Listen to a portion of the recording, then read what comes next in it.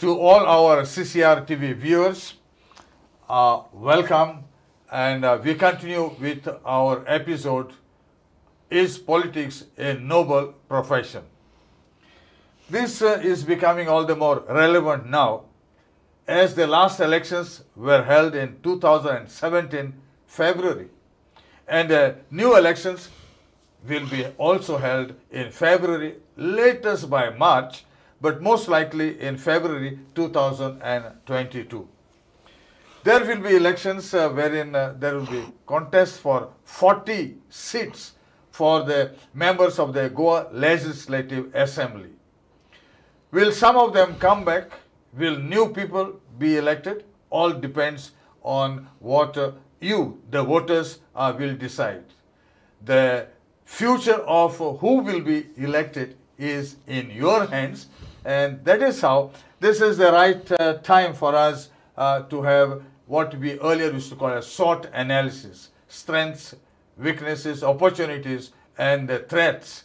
Unless you analyze the performance of those who served you all these years, you'll never be able to make a good choice overall. To know about this and much more, and so that the electorate can analyze issues, we need analysis of political activities, of political thought, political behavior, and constitution and the laws. We are fortunate that we have an expert constitutional lawyer with us today. He has been having 35 years or little more in his profession as a lawyer. A professor, I must say that I must have surely hundreds or thousands of students that must pass through his hands. He has been a professor of the law college for over 30 years, but basically he has been a student activist, and that is how he knows the pulse of the electorate of the people, and his specialization is in civil laws. He is the ex-vice president of the High Court Bar Association and presently the president of the South Goa Advocates Association. It's our privilege from the CCR TV to present to all of you Advocate Cleofato Almeida Coutinho. Welcome, Advocate. Yeah. It's nice to have with you to share your views. Before I ask you the question, I was quite excited to read what Moses Fernandez he wrote on the Facebook. My heart cries aloud in utter pain, sorrow and grave disgust for the go of my parents and grandparents. Yes, those golden memories of the golden moments of our golden Goa, of those years of yore, haunt me now.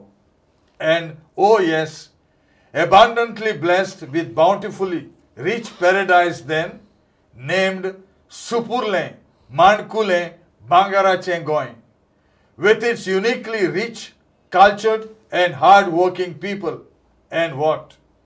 Blessed with natives who were very different from the rest of the Indian subcontinent. Then, this is something which has been penned by Moses Fernandez. It leads us to only one question, Doctor. Goa is not the same of yesteryears. When we talk of law and order, if you have witnessed what has happened in Kalangut some days back, and what is by and large happening in law and order and police, I think people are losing faith in their institutions. People are losing faith in the police. People are losing faith in the town, country and planning. People are losing faith in the village panchayats. People even are losing faith with the Food and Drug Administration after looking at the formalin with the fish. And if you look at the overall administration, it has become corrupt, more corrupt than yesterday. Why, Dr. Cleofato, why there is overall deterioration? Before I start, a small correction. I am the former president of the South Goa Advocates Association. Okay. Not currently. Coming to your question, see, we are a small state. we could have been administered better.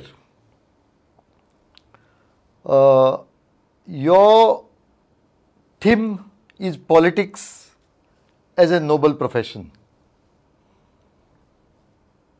Looks like it was.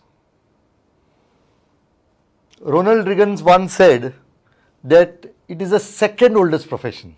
Yes, after prostitution perhaps. He said so. Yeah. See, the problem that we are facing also is politics is no longer a noble profession. The leadership in society,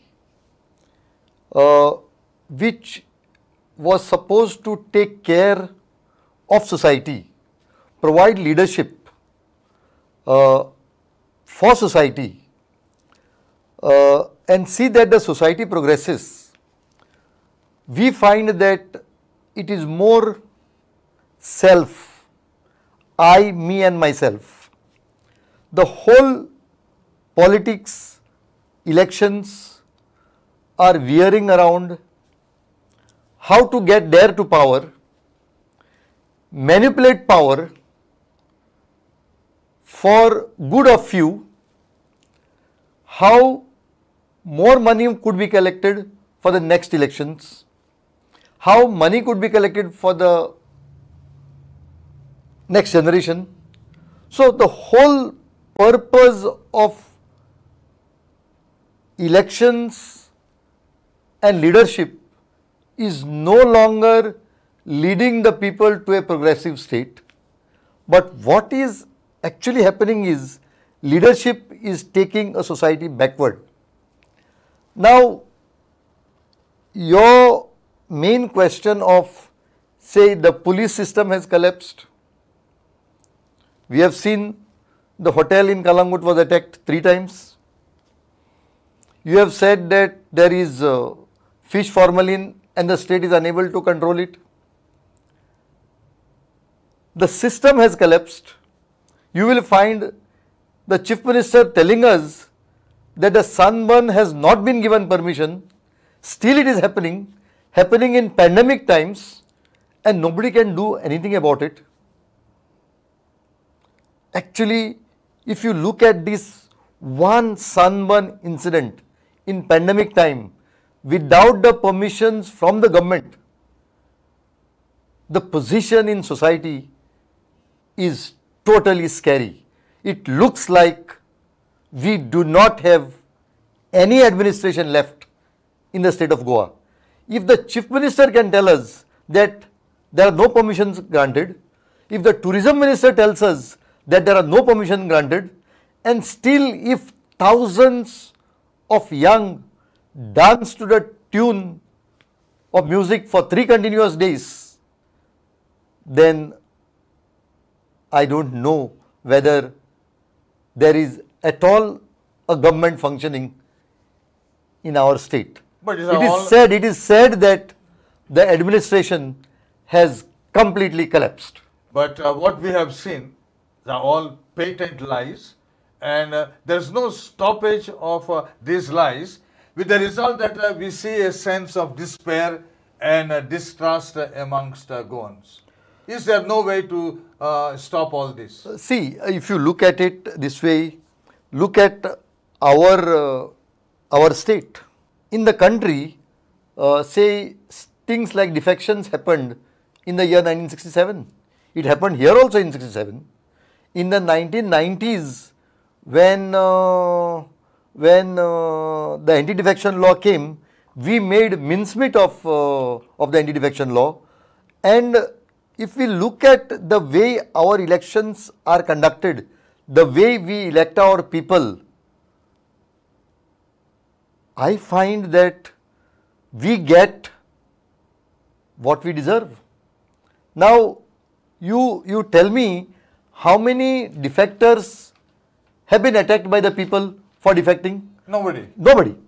Now, they tell us that they have defected for our development. Now, even at this stage, when people are shifting sides, they are telling us that they are shifting sides for development of their constituency. It's all personal development. It is absolutely personal development. But the whole point is there is a section in society which actually benefits from this also. Now tell me, say even when the last 10 defectors happened, 10 defections happened, did anyone question them at that time? Nobody. Nobody.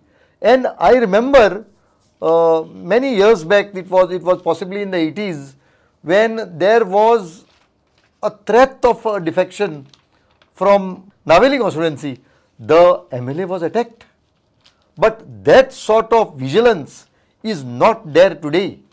I also find that we are getting the type of people we deserve.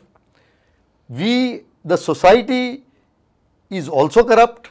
The society's moral are also not very high. So that brings us to the situation where we are. Yeah. Also, the activists, the common man, have been raising questions on governance. They have been. But often, those who raise questions or issues come under attack, there being no answer to the questions raised.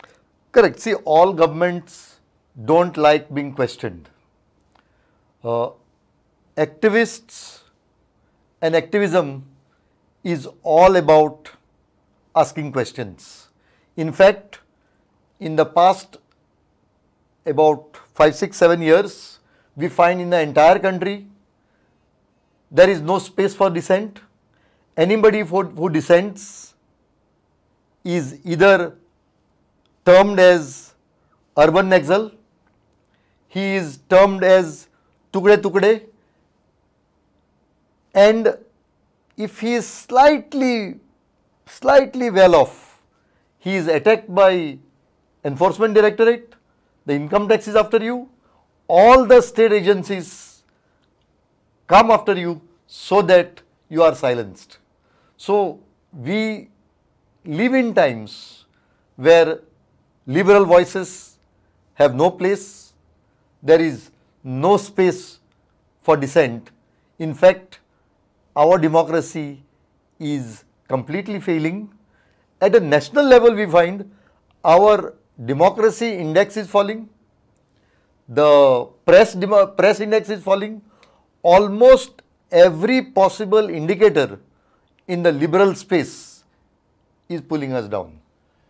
Do you mean to say that there is no solution or a viable way to at least halt this process that we are seeing? No, I mean that process will have to be halted. It has to be halted by people. We will find that in 1975, when Mrs. Gandhi imposed emergency, in the year 1980, the people of the country struck back Yes. and removed her from power. But that power lies in the people, and people on the civil society side, activists, NGOs cannot stop questioning because they come under fire. Maybe that fire has to be borne and the activism continued. But otherwise, if we stop questioning, then only doom awaits us. Yeah, because the present dispensation, both at the center as well as here, they don't like Absolutely, anyone. absolutely, Anyone. absolutely, Yeah. absolutely. Now, and people were corrupt then. People are corrupt now and maybe more corrupt than what they were then. See, according to me, administrations are generally corrupt. But the index of corruption is so high that I have never heard industry bodies like Small Industries Association, the TTAG, the Tourism and Travel Association, the CREDAI, complaining that the government is corrupt, officially telling the Chief Minister that this government is corrupt. I have never heard a MLA from the ruling party telling the government that your minister is taking money. for giving jobs. So according to me, our corruption has reached such high levels that I think only God can save us. Yeah, I don't know. But basically there's a fear today. And out of this fear, people do not know how to react. Correct, you are right. See, that fear is there, but finally we will find that we can't stop complaining. If we stop complaining, that would be the total end of democracy. Our voices, our dissent, our complaints must be made available to the public. See, keep in mind one thing, that we have created more structures. Like we find today, we have the Human Rights Commission. We have the Right to Information Act. So many good things have happened, but still we are unable to overcome the state. But I find that this would have to be overcome by standing united by the people. See, let us look at a few things. The first land acquisition law went unimplemented. The farmers now succeeded. We will find the CAA has not been implemented. These are huge successes of the people without one united face, but certainly there was a movement against these issues. Yeah, but what is now happening in Goa, and you have rightly pointed out so, people feel that unless there is a political revolution which can be best actualized when mass movements are led by charismatic figures, and they say that we lack such charismatic figures now, and unless we have the support of the majority of the people, and we need to have institutional actors in their agenda to bring about this change that is needed. Yeah, see what happens is, as I look at it, there is no charismatic pan-Goa leader in our state, not a single. All of them are constituency level people. You take anybody, they are all confined to their Naveli, Kurtori, Aldona, small Kalangut, small Panji, Tiswadi, all small belts. There is no pan-Goa leader. Now, and secondly, we will find it is our smallness also matters. We are a state where assembly constituencies are about 25,000. In a 25,000 assembly constituency, in a 3-cornered contest, 8,000 is enough to win. In a 4-cornered contest, 6,500 you can win. Now 6,500 is such a small figure. 2,000 will be provided by the party. 2,000 may be your vote bank, and 2,000 you have to buy. So the whole elections are very difficult to manage based on, say, waves. Waves can't happen in our state. So when you say that there has to be a charismatic person from a mass movement, yes, but he should be thrown up by the mass movement, and he has to be pan-Goa, so that these small constituency level satraps vanish as a result of that. But we do not have such a charismatic pan-Goa person. But basically, citizens have to follow the law, and the state has to uphold the law. But now, nobody seems to be upholding the law. Yes. See, the state not upholding the law, that area has been given to the higher judiciary to superintend.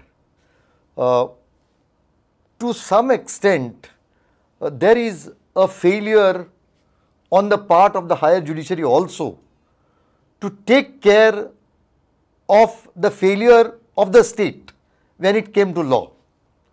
But somehow they have been given the last word and a right of superintending. I only hope that our courts, our institutions like the Election Commission, institutions like the Reserve Bank of India rise up to the occasion to save what is left of this world's largest democracy. But they all say that there is a fear from the top. And this fear is what is creating all these problems where people are made to shut up. Yeah, that is also right, but the fear comes to those who wish to get something from the system. See, if we have people who work, like, see, we have people, we had certain great Chief Justices, we had T.N. Seshan in the Election Commission of India, we had certain great Reserve Bank governors who are not bothered about these pressures. So, I do not understand how and why judges of the High Court, judges of the Supreme Court, persons holding Reserve Bank of India positions, why should they get afraid of what? And if they get afraid, what will common men do? I mean, that is the thing. Because such a situation never arose in the days gone by. Correct, that is right. But we also did not have situations where the institutions were sought to be undermined in the present form, except during the limited time of, say, emergency. 1975 to 77. But then the people gave the right Correct, answer. absolutely. People stood up and gave the right answer. But now you take the case of this Kalangut incident. It is the third time that it is happening, and no FIRs even have been lodged in the last two. And unless there is a big noise now that is being made, and as you rightly said, the people from their own party now are raising these issues and saying that the police is not doing their job. One good thing that has happened is that the third attack came during election time. So at least let us hope that the impending elections get justice for Sousa Lobo. Yeah, but is it a case when we talk of Goans by large? It was T.B. Kunya who had said that old habits of Goans are submissiveness and passivity. Do you still agree with T.B. Kunya? Submissive passivity looks like we are a race of that type. But then they say Susagad and all yes, comes from there. Correct. Yeah. Because and no, see, one more thing is there that we also did not have great social movements, great reform movements like Maharashtra and other places. We had, say, Portuguese ruling us up to 61, and then we got liberated. The great reform movements sort of did not touch our place. We had no scope for reforms because our laws were fairly good even during the Portuguese time. You said you have been a student activist. The activism in those days and the activism now are totally different. Yeah, see, what has happened is when we were activists, it was a period of activism.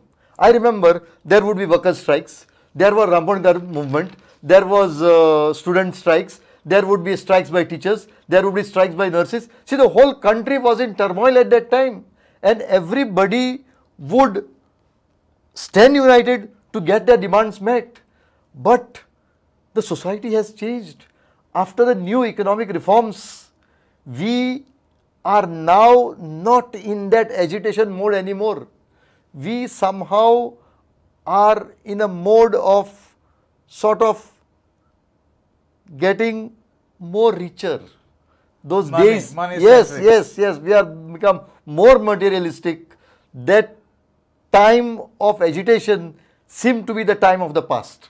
Yeah, but then as you see now, Goa is being disfigured, and this is being disfigured basically by the people coming from New Delhi, and this is leading to the character of Goans being destroyed. See, there are two ways of looking at it. One is with changes in society, like at one time there may have been very few rich people in villages, and the entire villages may have been poor. The people may not have had the means to build houses at that time. We can't expect the same situation today, because somehow the economic prosperity has percolated down. People want more and more houses, no doubt about that. But the way our planners are going about is not to cater to Goa, but the whole concept of this Goa as a tourism state. Everybody wants to have a house in Goa, because if somebody cannot afford a house in US, he may want a house in Goa. Somebody who can buy an apartment in Bahamas may not buy in Goa. But some people may also want in Bahamas, also in Goa. But the point that I am trying to make is that this unwanted, unnecessarily number of houses, apartments that are built and kept closed is what we have to attack. Somehow a house has to be used. Why should our land and houses where they are built be kept closed? Why should somebody occupy a house only during 1 week in Christmas and for the remaining period of the year it is closed? I think this has to be questioned. And see, activism is good. That can question. But we have to bring in laws which deal with this aspect. Like I would say, last year, during the last government, that provision of 16B on conversion which has come must go. I would also say there has to be laws in heavily taxing houses which are closed, something called a no occupancy tax. That means you buy a house, keep it closed, you pay for it. So some sort of measures whereby people don't buy houses if they are not required. That sort of laws have to come. But with all these new houses coming, the resources of Goa are being depleted. Correct. That is what I am saying, that if in case a house is kept closed, the one who keeps closed the house must pay for it. And if he knows that if he has to pay through his nose to keep a house closed, he may not buy it. But somehow we have allowed the system to develop in such a manner that we are a tourism state. We welcome everybody in a manner that they exploit our land, which should be somehow halted through law and by law. And when we talk of youngsters of today, they are totally demoralized because they say there's no employment opportunities, because there are industries, but then there is not too much scope for them to get into these industries which are now coming up in Goa. No, that is right. See, what happens is, one thing is very clear. Unless we make Goa a manufacturing hub, unless we make Goa, say, education hub, maybe even hospital hub, I don't find that employment opportunities increasing. But taking into consideration our ecology, our environment, the type of industry that will come, the type of sector that can come and provide jobs would have to be taken note of. See, with so much of houses that are already built, I do not know how and why we missed the IT bus. Thousands of our people, thousands of our young are working in Hyderabad, Bangalore, Pune, Bombay. They are all educated young people working out of Goa because our people at the relevant time did not have the mind to demand that sector for our people, for our children. I think we failed there. At one time when this Verna industrial estate was being created, they used to say that all jobs will be 90% for Goans. But the exactly opposite has happened. Could such a law be held valid, if at all? I don't believe that such a law can come. Such laws are not possible under our constitution. Let us be very clear. Those who tell us that we will give 80% jobs to Goans, this is something that is not possible. States like Madhya Pradesh, states like Haryana have brought these laws, but these laws are getting struck down from the courts because under our constitution, such restrictions are not possible. Let us be very clear about it. But say in Goa, if there is a industry which is taking a BE computer, who is taking BE IIM, BE IIT, BE with management qualifications, and if the same salary is given in Pune, same salary is given in Hyderabad, why he will go there? They will take here only, jobs here only. So the problem is we have not created opportunities. Our Goa is not seen as a land of opportunity. That is our misery. So I think we have shared the most relevant thought process, how to make Goa better. And let us hope, Dator, that the electorate will be wiser this time and take a lesson from the previous bad experiences that we all have gone through. You have shared your valuable expertise with us. We thank you, and we hope that we will continue this talk. It will be very interesting. I hope the people act wisely. They should. They should. Let us hope so, and let us not die in despair. Because finally what happens is, even politically, we are getting a very bad name. See, the type of defections, the type of governments that are getting formed, and the way they are getting formed, Goa is getting a bad name. We are a very literate, advanced state. We don't deserve this.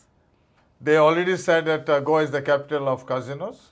Goa is the capital of dance bars now. And Goa is the capital of defections. Yes.